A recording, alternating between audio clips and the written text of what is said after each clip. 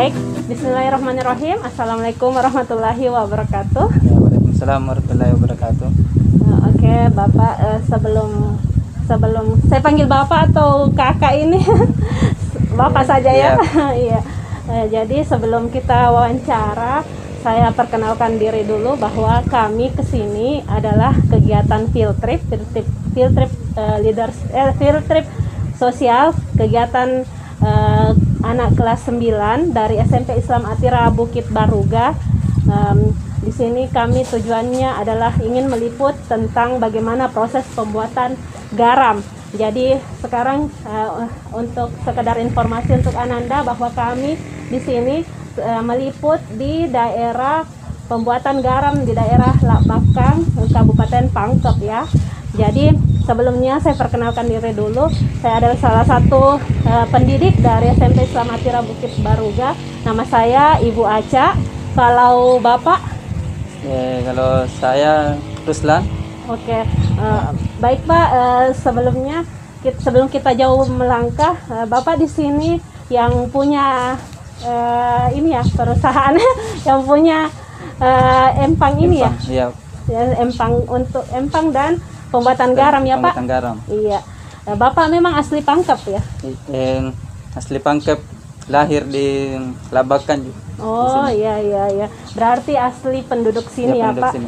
Baik Bapak, tanpa berlama-lama langsung saja Ananda kita berada di lokasi pembuatan garam ini. Bisa kalian lihat bahwa suasananya di sini betul-betul masih sangat asri, sejuk, karena ada juga difasilitasi dengan di sini kalau nama bahasa daerahnya ini ya bala-bala. Bala-bala. Jadi meskipun kalau kalian lihat, bisa kalian lihat di bagian-bagian belakang ini adalah daerah ada empang dan ada pembuatan garam. Jadi langsung saja kita tanya-tanya ke bapaknya tentang proses apa saja yang bisa menjadikan dari lahan sebesar ini yang digunakan, bagaimana caranya bisa berproses menjadi garam yang sering kita konsumsi setiap harinya ya Pak. Baik Bapak, untuk pertanyaan pertama yaitu kira-kira dalam pembuatan garam ini bahan apa saja kira-kira yang dicampurkan ke dalam lahan untuk pembuatan garam ini Pak? Jadi pertama-tama itu pembuatan garam itu bahan dasarnya cuma air laut. Oh, air laut. Jadi ya. kalau air pasang biasa kami itu menampung dulu di penampungan di empang yang tidak terlalu besar. Yang kemudian keesokan harinya disalurkan ke tempatnya ke tempat pembuatan garam itu yang sudah disediakan petak-petaknya memang. Oh, petak-petaknya ya Pak. Oh, jadi Ananda ternyata airnya ini berasal dari air laut ya Nak. Ya, jadi ditampung dulu baru tidak dicampur. Ya, jadi ada penampungannya lalu dialirkan ke tempat-tempat empang tempat pembuatan garam yang berpetak-petak seperti ini ya. Jadi beberapa petak ini berbeda orangnya ya, dari satu lahan yang lain itu beda-beda orangnya. Jadi melalui penampungan air garam itu lalu disalurkan ke tempat pembuatan garam ini. Lalu Pak, setelah ada air garam itu lalu bagaimana selanjutnya untuk perawatannya? Kalau dari segi perawatan itu cuma satu kali. Jadi kalau air yang sudah ditampung sudah masuk, esokannya itu bisa diambil jadi garam. Jadi diendapkannya kalau misalkan air lautnya sudah ada di lokasi ini, lalu keesokan harinya bisa atau bagaimana sih proses pengendapannya itu Pak supaya kan bisa air garam yang dimasukkan ke tempat ini, ke lahan ini ke lahan itu. Iya. Skalanya tipis begitu, diperkecil. Jadi Oh iya. kalau matahari mendukung biasa 1 hari sudah jadi tuh Oh iya, garamnya. iya, iya. Oh semakin panas mataharinya Ya, maka semakin cepat proses juga. pengkristalannya itu semakin cepat ya, Ya, Pak. cepat, ya. Oh iya, iya, iya, betul betul. Kemudian jadi Ananda, jadi proses untuk pengkristalannya itu ternyata sangat bergantung pada panasnya matahari ya, Ya. Pak. Jadi memang pembuatan garam kayaknya khusus untuk Khusus, musim kemarau ya, musim Pak. kemarau. Oh iya, di musim Jadi, kemarau. produktifnya cuma 3 bulan Oh iya. karena 3 bulan sebelumnya itu proses pembuatan petak-petaknya itu. Oh Jadi iya, iya. produktif pengambilannya itu masa panennya cuma 3 bulan gitu. Oke, oke. Dalam Oh jadi setahun.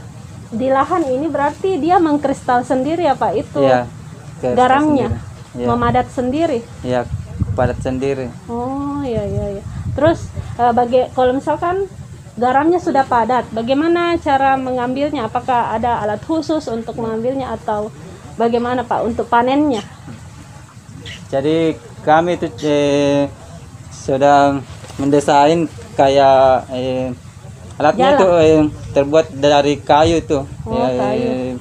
Menyerupai papan, jadi ada sambungan pemegangnya yang sekitar 4 meter Iya. yang terbuat dari bambu itu. Oh iya. Jadi ini pecahan Disaring. ini yang cuma mengait dari atas itu anunya garamnya. Oh, Jadi itu yang biji-bijinya itu tergantung dari pengaitnya itu.